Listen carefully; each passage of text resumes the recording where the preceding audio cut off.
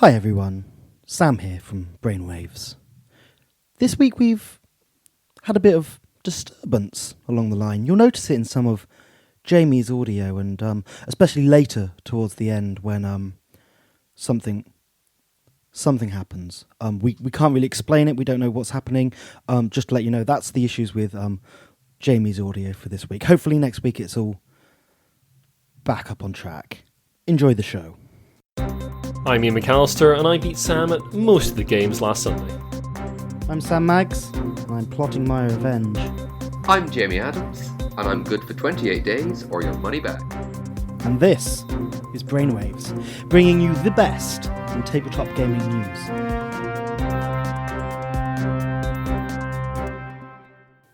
And the headlines for Sunday, the 22nd of July. Get your dinosaur on in a new Jurassic Park miniatures game. In the grim darkness of the far future, there is still free parking?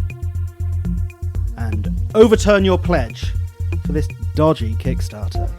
All this and more on this week's Brainwaves.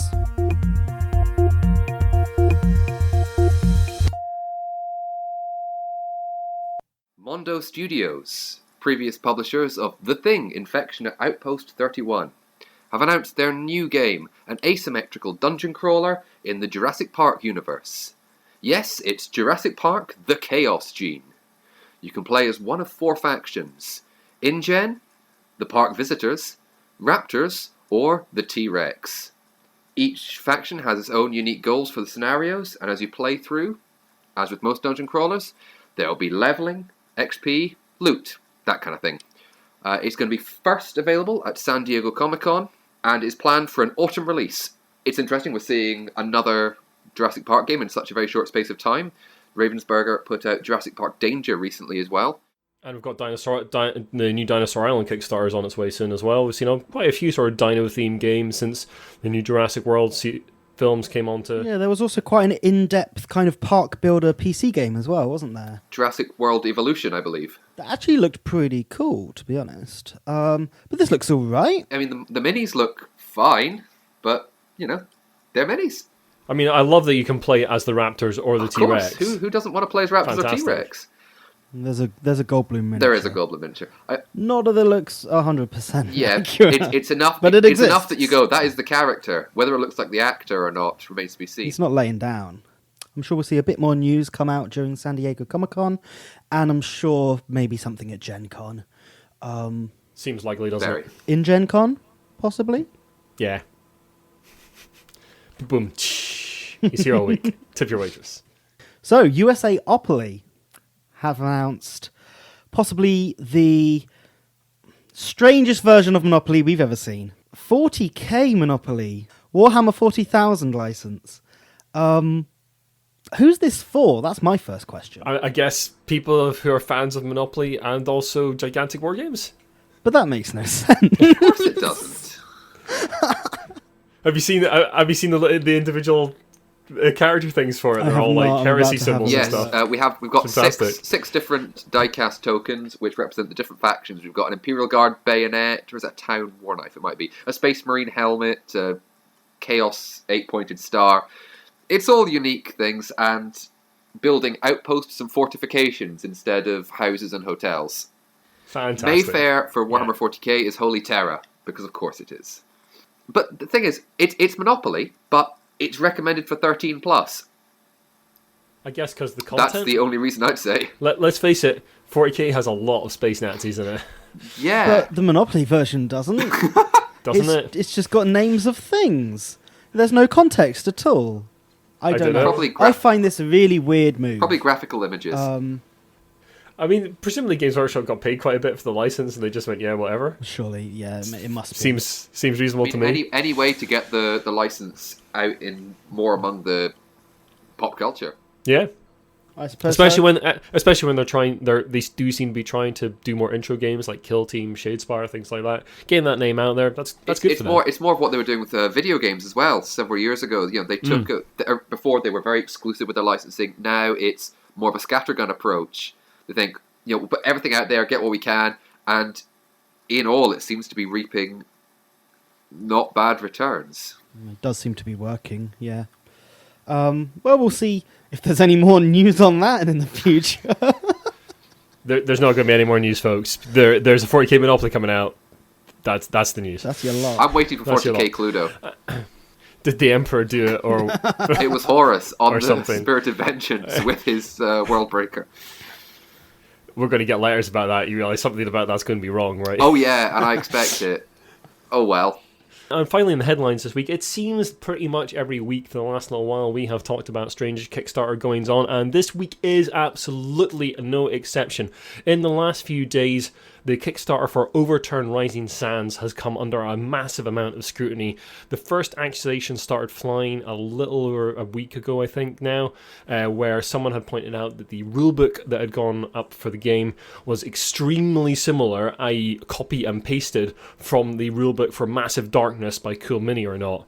I've had a look at the PDF that was put together of the rulebook side by side, and that was enough to make me put out a sort of little PSA on our Twitter feed and our Facebook page earlier today, saying steer away from this Kickstarter. This looks extremely dodgy because a lot of it is literally copy and pasted. Many are calling this a scam. There are no actual minis produced for the game, as it's a typical sort of Kickstarter game with lots of miniatures and fancy boards and cards and stuff, everything you'd expect from a big sort of budget Kickstarter. Their goal was extremely low at £25,890. They are currently sitting at £94,898. That was about 120 earlier today. So, and they are taking a massive plunge, a massive hit with this Kickstarter at the moment. But they only have 47 hours to go, and it looks like it may still fund. I've got a quote from Stuart Gardside of Studio 51, who reached out to creators early on in the process of creating the game. And he says that the lack of willingness to address the issues that he raised with all the stuff that was going on, the sort of questions about the nature of the Kickstarter, combined with the lack of willingness to cancel the campaign, all feels like there's something else going on. Either he's financially broke or he's quite willing to run with the cash. Stuart went on to say that he's mentored hundreds of creators now since 1997, and this is the first where I felt that he's not genuinely interested in resolving the issues and is more about the money. My friend Keith McLennan of Cardboard and Coffee, I'll put a link to that in the show notes, had a little dig around the comments section where the creator had responded to some of the criticisms. There's various ones that he dug up, but this one in particular stunned me. This is from the creator himself. Because this isn't the rulebook that the backers are going to get, it may bear similarities with a certain game, but as an alpha version it was only provided to the backers so they could get a basic understanding of the game. It may have backfired on us, but there's nothing much we can do about it, but to assure that the actual rulebook, not the rules, is very different in terms of presentation and organisation. That's all I can say in our defence. So basically he's admitting to plagiarising the rulebook. Completely out and out admitting it. And also saying that the final rulebook will be different, so what game are you getting? Yeah, at the same time, he said the rulebook, but not the rules, is very different. Yeah, so I'm going to just play devil's advocate go ahead. for the sake of it, in a sense. So yeah, he is just saying kind of it's the rulebook that is similar at the time. I mean, it's not similar, Sam. It's like there are literally bits that are copy and pasted from the Massive Darkness rulebook. But as he's saying there, is this just for the sake of kind of getting a formatted rulebook out to backers for the moment, and that he has kind of just gone to a game that's extremely similar to his game and said, that's a decent layout for something like this, I'm going to very much do it almost page for page, fair enough, I'm with you there. Yeah. As a way of just kind of quickly getting out something that looks pretty good out to backers so they get an understanding of what they're getting. Yeah, but the rules are literally, it's literally the same game. Okay. As far as the rulebook is concerned, as far as the rulebook they put out is literally the same as Massive Darkness. There are some word changes here and there, there's some slight differences, but there's a lot of text basically literally copy and pasted in between. We'll put a link to the PDF in the show notes so people can make up their own minds. But we thoroughly encourage you to stay away from this Kickstarter. Unfortunately, it's going to be finished by the time this podcast goes out. But we'll see what happens, and I'm sure we can have a little update on Twitter or something like that. Yeah, we'll be keeping an eye on it as things progress. Breaking news, the Kickstarter for Overturn Rising Sands has been suspended. More information can be found in the show notes. Witcher series, a beloved video game series adapted by CD Projekt Red from the series of novels by Andrzej Sapkowski, I hope I said that right. Beautifully said. Thank you. Is bringing a tabletop RPG. to everyone. It's going to be released at Gen Con, and it's going to be set between The Witchers 2 and 3. Published by Talsorian Games, who are also going to be reprinting recently the updated Cyberpunk 2020 book called Cyberpunk Red. Both Cyberpunk and The Witcher have the Talsorian Games founder, Mike Pondsmith, designing. Initially, the game was announced in 2015, but Pondsmith was advising on the recently unveiled Cyberpunk 2077, and that took more time than he expected. So, now he's back, and he said, right, it's coming out in just under a month. Sounds excellent. I have not played The Witcher. Everyone tells me I should. It sounds like my kind of thing. I've read the first 2 or 3 novels of the Witcher series, which sound fantastic. I very much enjoyed them, so I think I will have a look at see how this game goes. And then I'll probably pick up Wild Hunt. I know I'm going to get a slagging by a lot of people going, "You haven't played The Witcher? What is wrong with you?" But, we can't play it. It sounds like something that's right up my alley. Hobby World have announced a brand new edition of Spyfall. Following Spyfall and Spyfall 2, we are now getting Spyfall Time Travel. Swapping the question of where is the group to when is the group. Spyfall's one of my favourite party games, to be honest, guys. I don't know about how you feel about it. I think it's a really decent time. Spyfall Time Travel, I'm kind of up for it. I suppose it just really gives you more locations, really. More of what you want, one of those is a Western saloon. That could easily slot into Spyfall 1 or 2. They're not exactly travelling through time or anything like that. It's just more locations. Are they going to be... Do you think they'll mix them up, or I suppose you can mix them up? Yeah, I guess. Unless, I see no reason why you just can't. got to have a big database going, right, which ones are we using? I mean, Spyfall's kind of had this already, didn't it? Like, it has, like, Crusades and, like, space and things like that in it, if I remember correctly. Yeah. So I'm not entirely sure why it's time travel. Well, just looking through what they've got here, it does seem a bit more across time centred. Okay. So we've got Robin Hood's Merry Men, Neanderthal Cave, World War II tank battle, the Black Plague, pyramid construction. So we've got a bit more kind of, but it seems all right. A few episodes ago, I can't remember exactly which one, we reported on the upcoming Battlestar Galactica game based on the Wings of Glory and Sails of Glory games. There's a few more details recently emerged about that. It's going to cover the classic and the reimagined series, the more modern series that was out like a few years ago. The first product out is going to be a starter set, which will be a complete game, much like the X-Wing starter sets for first and second edition. Designed as an entry point to a planned range of the Battlestar Galactica space battles products that will all follow in 2019. It's going to include 4 pre-painted, pre-assembled miniatures with special bases to support the game mechanics, which include sort of like the sort of flying that you see in Battlestar Galactica, so positional and sort of flying your ship sideways and that kind of stuff. That's all going to be in there, as I understand it. Quick start rules are included, and it's going to include people like so it's going to include like Apollo's Viper and pilot cards. Like Starbuck, Boomer, Scar is going to be in there as cards as well. So it sounds very much like it's following a sort of X-Wing format with ships and cars that you can combine together to form your troops. MSRP is going to be about $50. I'll probably translate to around about the same price over here, I would imagine, in pounds. And yeah, I'm willing to give this a go if they manage to replicate the battles of Battlestar Galactica with these games. Yeah, I'm definitely willing to give it a shot. And there's a couple of pictures on ICV2 have come out of the models, and they look pretty nice. Like the pre-painters look pretty good. Whether the actual product will be like that, don't know. As you said, what do you think? You said in reference to X-Wing miniatures. Well, look at the success of that game. It's file the serial numbers a little bit. You've just Battlestar Galactica game. Of course, they're going to try and copy that. I'm quite interested in it. So, I'm not sure there's the variety though. Like, no. There's not a huge variety of ships in Battlestar Galactica, really. True. So I don't know how long lived that line can be. I mean, if it's a good game and you can just buy it all and play it, that's fine. Well, obviously they've said they're also hope to expand the game, like X-Men did to them. Atmospheric combat rules, capital ships, and bigger things like ordnance, like missiles.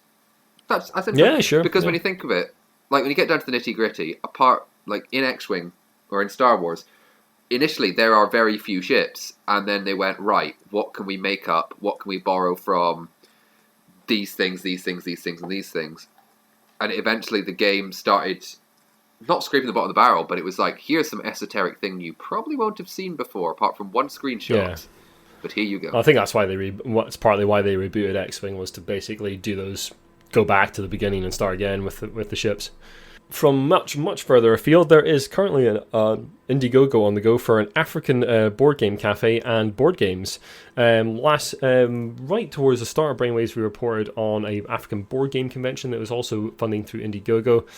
And now there's a group looking to share some of their board game designs with the world. You come back to get various games in there. There's educational games, all sorts of different types in there. They're also looking to fund a tabletop game cafe in Abidjan, Nigeria. And we wish them best of luck. It's great to see platforms like Indiegogo and Kickstarter being used to allow people from all sorts of cultures to access the board game community and share their designs and ideas. And it's always good when a community like ours gets different inputs, different cultures looking at the games and showing off their designs. Yeah, like you see with film, like you see with music, like you see with literature. Certain areas of the world, I'm sure, will play games in different ways and have certain mechanics that stand out, and with modern games, I'm sure we'll get those more traditional influences come through, and just more identities from around the world. So yeah, basically we're saying diversity is good. Do not be afraid of it. It is a good thing to have a diverse player base, diverse designer base, diverse publisher base. These things are all great and bring different points of view on the world into gaming, and that's always going to be a good thing.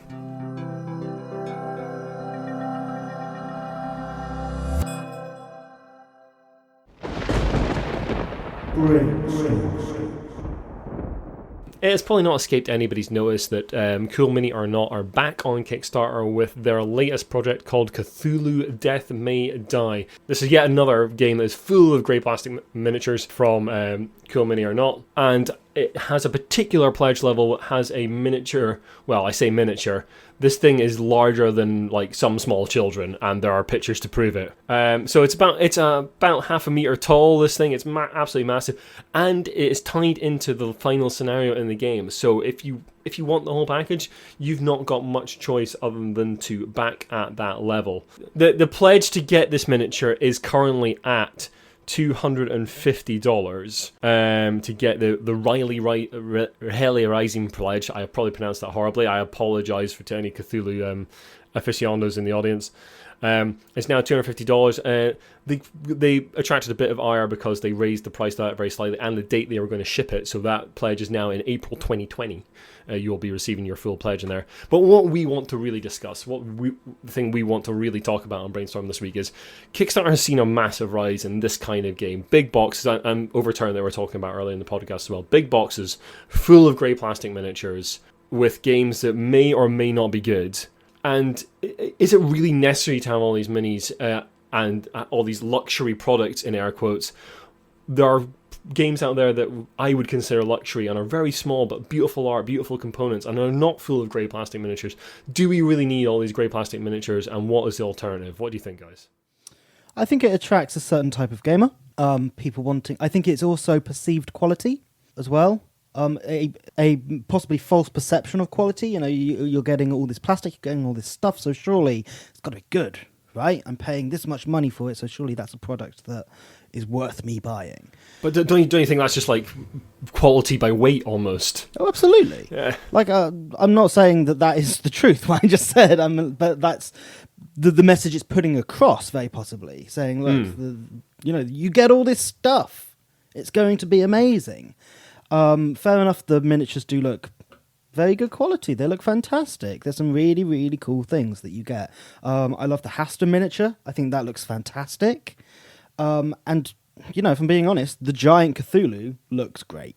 Yeah, I mean, don't get me wrong, I think these minis do look cool, but my experience of these games when they're on the table is that it's just a sea of grey plastic. It's sometimes hard to tell what's what. Yes. With some miniatures, and like something like Gloomhaven has got the standees in it, which are a little hard to tell what they are if you set them up wrong. But at least you can tell they're coloured. The game looks good on the table straight away. I don't have to spend hours painting miniatures. So the versatility, as you're saying, it's a sea of grey plastic. The opportunity is there for you to paint each of your miniatures and give it like a unique flavor that's to your game, to your thing, so you can put, and you can see that is a Shoggoth that is put down, and that. I mean, and that's not even from Death May Die. You look at Zombicide and that. Also the versatility that you take this and you lose. Let's just say Death May Die because it's open in front of me. You take that and you use it in a Call of Cthulhu campaign. I mean, if you're coming against it, you're playing Call of Cthulhu wrong. But you have that versatility that you can put them down and you can go, right, this is in my campaign now, or these guys from Zombicide, this is in my campaign now, and I can use this, and I've got these for fighting. And that's great. It's great that there's an accessible source of miniatures. Cthulhu miniatures. Of miniatures. Because we didn't have enough of those before now. in multiple games that also play as games rather than just standees that you can put in if you feel like it in a campaign that you might run 5 years down the line. I'd say, going back to that Sea of Grey plastic argument, I'd say the closest things I've played to that fit in with that are obviously standard tabletop miniatures games, so something like Warhammer, where you might not have all your stuff painted and you are just running a sea of grey plastic, and that's what that is. But very much part of that experience that Games Workshop and miniature games companies are selling you is the customization and painting your models, which isn't part of this necessarily. Yeah. And the other game would be Imperial Assault, which is a dungeon crawler, for want of a better word. You're throwing minis down on a map and playing through that, and they don't come painted. I've painted my core set for Imperial Assault, but I've got quite a lot else for it, and that isn't painted, and that does get a bit, and that can get hard to identify certain models, identify certain things, and I'm with you there. I mean, I think we've become like.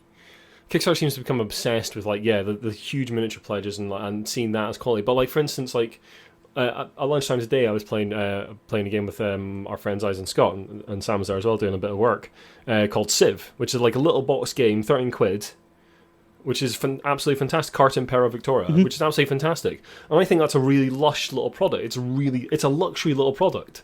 The card art is lovely. The cards feel nice. There's a little metal coin for tracking a particular thing. Very nice metal coin, and it's just a nice little package. And I really like those games. I really like the theme coming through in art and nice colourful art. I don't need huge plastic miniatures for every game, and I don't really want them. I think you don't need plastic miniatures for every game. I think what is prevalent right now is the kind of dungeon crawler.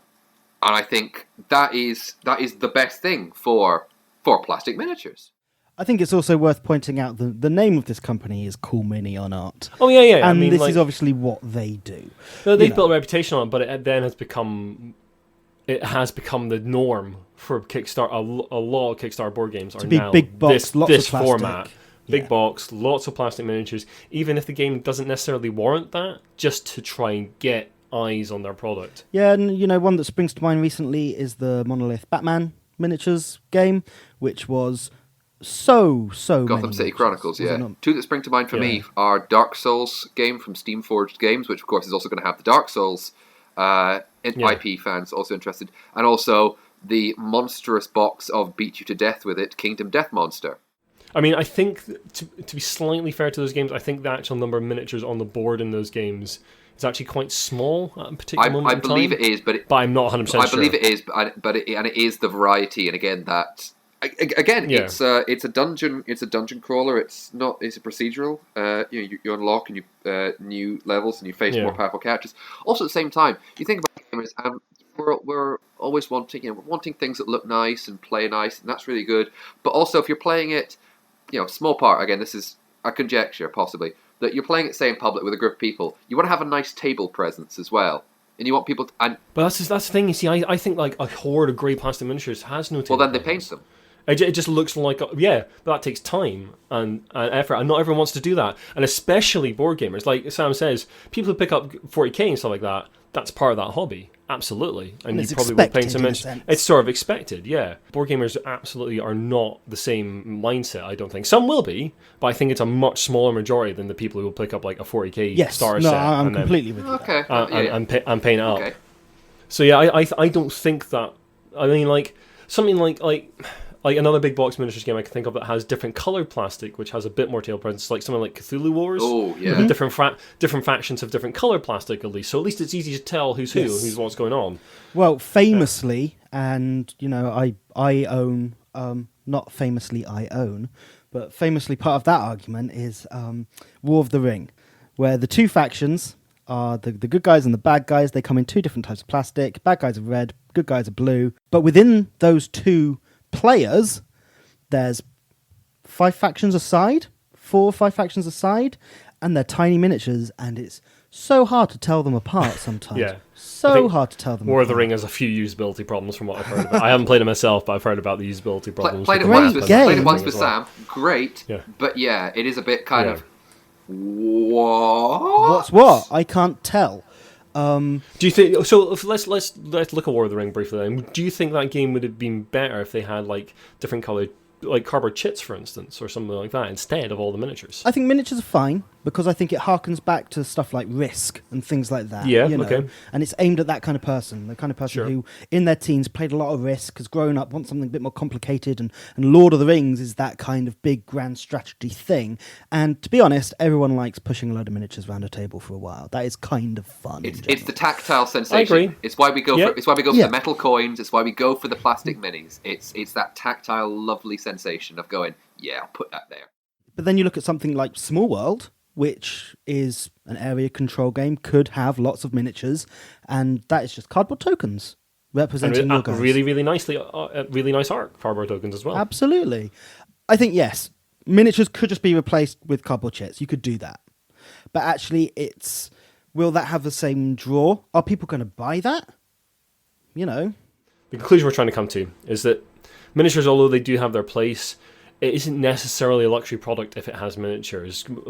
All sorts of products can be luxury depending on their sort of art, their presentation, the game itself. The whole package needs to be considered for something to be like luxurious. It doesn't need to have necessarily fancy tokens or fancy wooden bits like that. If it's a small card game with beautiful art, that can be luxurious to you. It's up to you how you value these things, and you shouldn't necessarily think that just because it's got your child's weight in plastic in it that it's what you should go for. I think we need to dive into the sociological ideas behind it, because you're paying a lot of money for the... you're paying a lot of money for this. Really, the purview of this podcast is all, Jamie. I think I'm like a different podcast at all. I mean, there's plenty of Brainwaves out there that do deal with psychological damage, and Probably.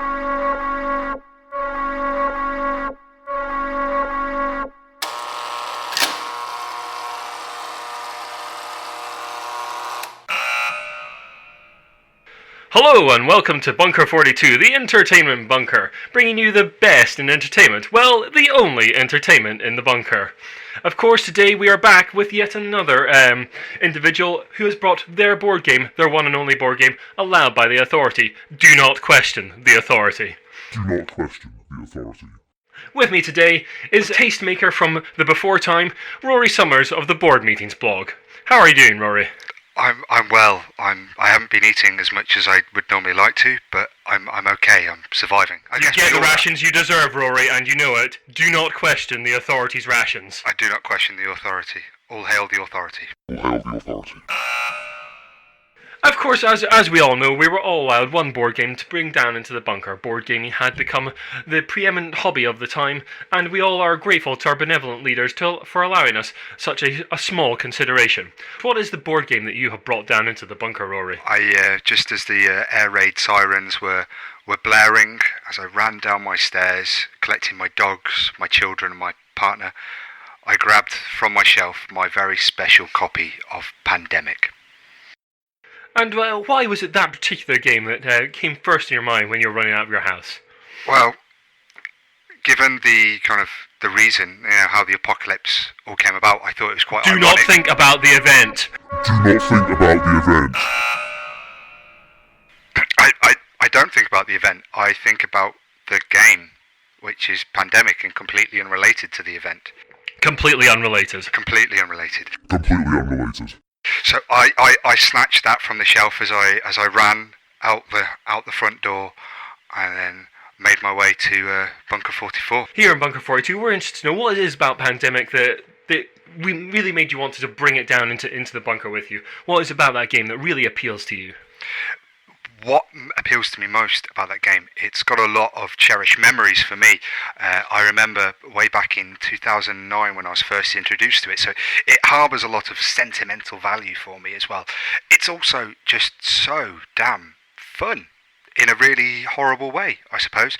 It's very easy to teach. It's very accessible. There's a reason why it was a gateway game. I mean, for 10 plus years before Armageddon. Do not think about the event. There's a reason why it stayed with us, why it had so many iterations, which just kind of gave it a new skin, a new breath of life. But it was the core of Pandemic. There was something about those mechanics and that ticking clock, that epidemic, that infection deck and the reshuffling, the simplicity when we look back to where we are from where we are now, how simple that was, but how captivating and how entertaining it was more than anything. Of course, it does carry an excellent message that we must all work together to get back to the surface one day. One day. Did you have many of the expansions in Pandemic and numerous expansions over the years? Yes. Now, my special copy of Pandemic is in a broken token wooden box. I've got all the expansions inside it, and I've even pimped out some of the components. So I don't have little cubes. I have little plastic disease tokens, each one a different shape and different colour. Very nice. Yes, it looks quite pretty on the table now. Everything is sleeved. Everything. I don't want to say bomb-proof. Sleeving is mandatory. The authority does demand that all games are sleeved. All games are sleeved. Don't question the authority. And was there a particular favourite expansion you had? Did you think that some were better than others? I definitely do think some were better than others. The bioterrorist expansion was interesting. Hidden movement games aren't always my thing, but it can be quite fun how it turns that game just enough on its head to add an extra level, although it is very, very easy, I think, for the bioterrorist to win. The In the Lab was a great one. I forget all their names now, but the On the Brink, which was the first expansion, that has to be my favourite. It has the mutation. It has the extra roles, probably the best extra roles, additional roles. I forget the other bits now. That's quite all right, Rory. We all forget things from the before time. Thank you very much for being on today's show, and go about your business. And do not question the authority. Do not question the authority.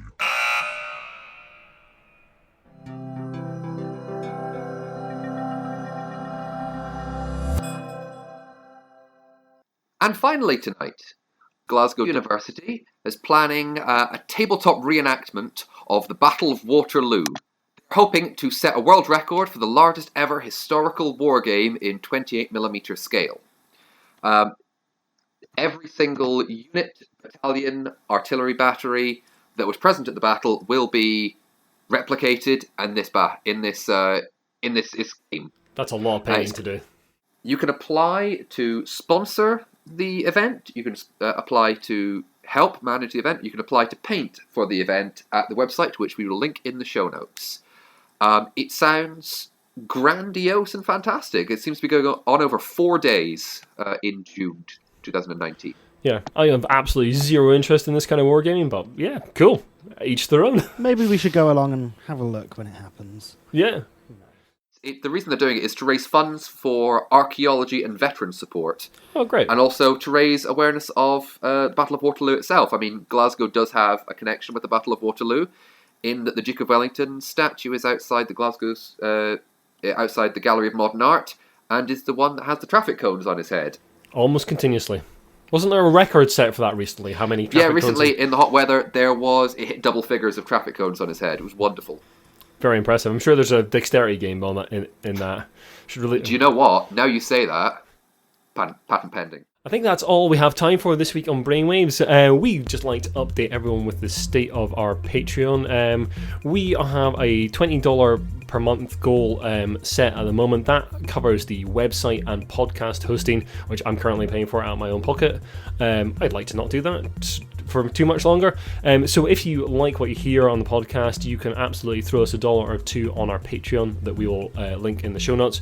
We're working on some merch, badges, t-shirts, that kind of thing as well, which we will put into various Patreon levels. Hopefully that over the next couple of months you will see that come to fruition. But for now, I'd like to give a shout out to our current patrons. That includes the Unlucky Frog Gaming Podcast, great folks who are doing their own thing with podcasting. We will link all these in the show notes as well. We're Not Wizards as well, which I was on earlier in the year. They do interviews with various sort of board game luminaries. My friend Matt Mitchell, who is RPG designer and good mate from the Collective Endeavour days, and a secret patron who didn't want anything at all, but is a friend of mine. So thanks very much, buddy.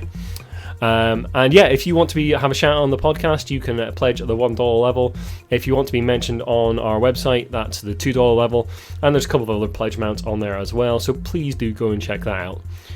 You can also follow us on Twitter at The Giant Brain, Instagram Giant Brain UK, our Facebook page is The Giant Brain, website is giantbrain.co.uk, and you can of course get in touch with any of us at the show at giantbrainuk@gmail.com. Do drop us a line, let us know if you've got any tasty tidbits of news, got any comments on the things we discuss in Brainstorm, and if you like what you heard tonight, then please do consider giving us a rating on iTunes or your podcast app of choice. Thanks very much.